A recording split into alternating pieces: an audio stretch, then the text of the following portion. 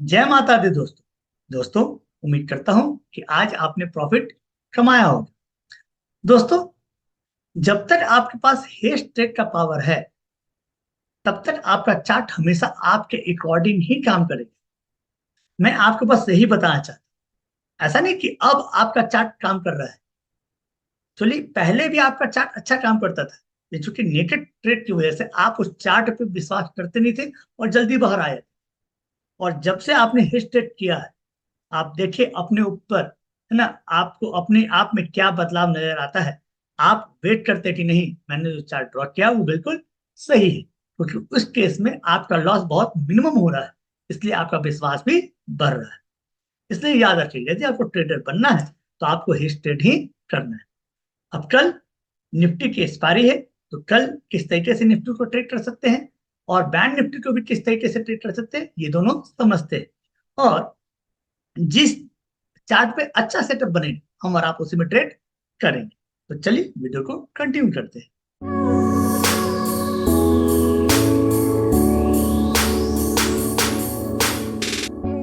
देखिए दोस्तों, ये निफ्टी बैंक की 5 मिनट की चार्ट है।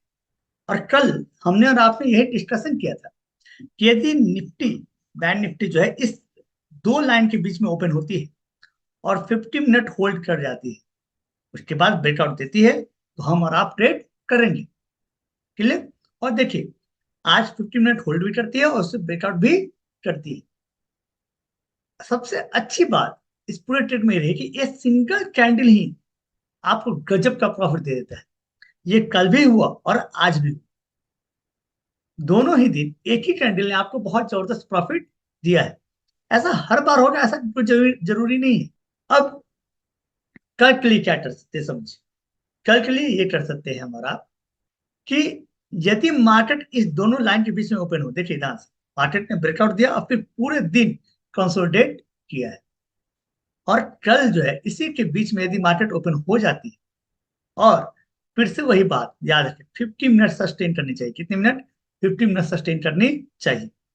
और इसे ब्रेक करती है तो हम और आप फिर से ट्रेड के लिए जाएंगे। इस केस में हमारा जो ट्रेड होगा वो 48,200 का सी हम और आप बाय कर लेंगे और 48,300 का सी सेल कर लेंगे।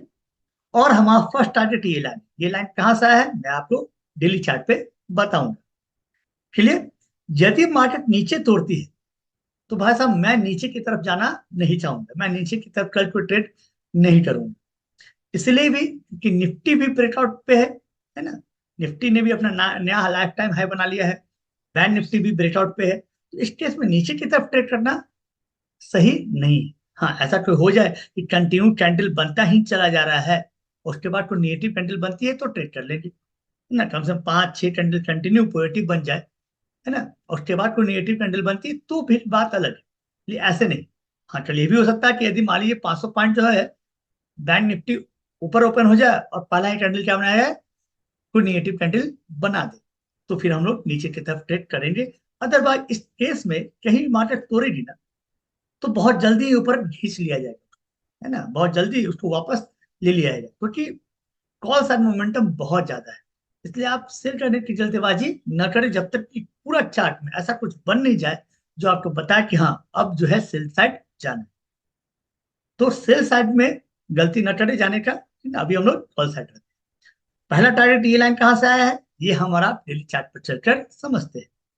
देखिए दोस्तों, कल मैंने आपको बताया था कि पहला जो टारगेट है अपने पास वो यही है। ये जो लाइन आपने देखा है, हमने कल ही बात किया था कि फर्स्ट टारगेट हमारा इस लाइन, देखिए यही के सामने ही मैंने एक लाइन खींचा है, ये हमारा फर्स्ट टारगेट है है ना। और फिर सेकंड टारगेट हमारा ये रहे, है ना, जो टॉप बना हुआ है बैंक निफ्टी का, उसके सामने। अब इसके ऊपर कल जाने लगे तो ट्रेड मत कीजिए, है ना, यहाँ भी आप ट्रेड कर लीजिए। क्यों? क्योंकि हमने और आपने ये पढ़ा है भाई साहब, इतने दिनों से सीखा है कि न्यू लाइफ टाइम हाई जो बने होती है, जो बहुत दिनों पहले से बनी हुई होती है न्यू लाइफ टाइम हाई, वो अपने आप में रेजिस्टेंस होता है। तो जब यहाँ आए ना और कोई नेगेटिव कैंडल बनाए तो बेचने के बारे में सोचिए। इसे जब पार कर देना तो खरीदने की गलती न करे, फिर रहने दे। अपने पास तो दो टारगेट ऑलरेडी अचीव हो चुके होंगे, है ना। एक तो ये लाइन, दूसरा ये। इसके बाद जब कॉल अचीव हो जाए आपका, टारगेट अचीव हो जाए आपका, तो आप ट्रेड से बाहर कीजिए और सिस्टम को बंद कर दीजिए। अब हम और आप चलते हैं निफ्टी। देखिए दोस्तों, ये निफ्टी का चार्ट है जो कि 5 मिनट के टाइम फ्रेम पे है, और ये जो मैंने चार्ट ड्रॉ किया है ये फॉलिंग वेज कहलाता है। फॉलिंग वेज कहलाता है, ठीक ना। मैं इससे इसी नाम से जानता हूँ, और दूसरे किस नाम से जानते हैं मुझे नहीं, मेरे लिए फॉलिंग वेज। और इस फॉलिंग वेज का देखिए कितना सुंदर फॉलिंग वेज बनाया हुआ है ना। उसका ये ब्रेकआउट था आज। आज क्या था उसका? ब्रेकआउट था। ऐसे ब्रेकआउट तो इस लाइन का भी था आज, ये आपने आज ट्रेड किया होगा निफ्टी में, बहुत सुंदर ब्रेकआउट इसमें भी आया था, है ना। तो देखिए ये जो है पूरे फॉलिंग वेज का ब्रेकआउट है, और ब्रेकआउट इतना सुंदर क्यों है ये समझिए, कि इसलिए इतना सुंदर है कि देखिए इस लाइन को ट्रेड करने के बाद निफ्टी ने रिटेस्ट भी कर लिया है। निफ्टी ने क्या कर लिया है? रिटेस्ट भी कर लिया। ये देखिए ब्रेकआउट, फिर रिटेस्ट, फिर ब्रेकआउट। तो ये और सस्टेनेबल हो जाता है मार्केट जब इस तरह से रिटेस्ट करते हुए वो जाए ऊपर की तरफ। अब कल के लिए क्या कर सकते हैं बस ये समझिए ध्यान से, कुछ चीजें हैं। यदि कल मार्केट इस लाइन पे आपको मिले तो 100% बाई के लिए जाना है हमें। कल को मार्केट किसी वजह से यदि निफ्टी आपको यहाँ मिले, है ना, क्योंकि निफ्टी का एक्सपायरी तो बहुत तेज मोमेंटम हो जाए, तो फिर से वही बात है, जो निफ्टी का एक्सपायरी ट्रेड होता है उसमें बहुत ध्यान से हम लोग समझते हैं कि जो दो कॉल हम और आप ले रहे हैं उसके बीच का जो प्राइस है उसके बीच में गैप होना चाहिए। निफ्टी का है 50 पॉइंट का उसमें होता है, तो 15 पॉइंट से ज्यादा का गैप आप मत रखिए, है ना। जैसे मान लीजिए कल हम और आप यहाँ पे ट्रेड लेते हैं, बाय करते हैं, तो मान लीजिए 22,450 का सी खरीदते हैं, और 22,500 का सी क्या कर देते हैं? सेल कर देते हैं, है ना। सी क्या कर देते हैं? सेल कर देते हैं, इसको बाय कर लेते हैं। तो इस दोनों के बीच का जो प्राइस हो रहा है ना वो 15 रुपए ज्यादा का अंतर मत रखिए। हो तो 15 पॉइंट, 15 × 50 मतलब 750 का आप लॉस लेंगे एक लॉट में, ठीक है। तो इससे ज्यादा में इससे कम मिल जाए 12 बजे के बाद, आपको उम्मीद करता हूँ कि इससे कम होना शुरू होता है, 12 रुपए मिल जाएंगे, 11 रुपए मिल जाएंगे, है ना। तो देखना चाहिए यदि यहाँ मिल रहा है हम सुबह में, तो 15 से 20 पॉइंट का ज्यादा का अंतर नहीं रखिए, ठीक है। और ऊपर के लिए ट्रेड कीजिए। एक बार इसे रिटेस्ट करे तो यहाँ आता है, तो पहला टारगेट आपका यही रहेगा। ये आज का जो हाई है ये फर्स्ट टारगेट है, यदि किसी वजह से मार्केट यहाँ मिलता है तो फर्स्ट टारगेट ये।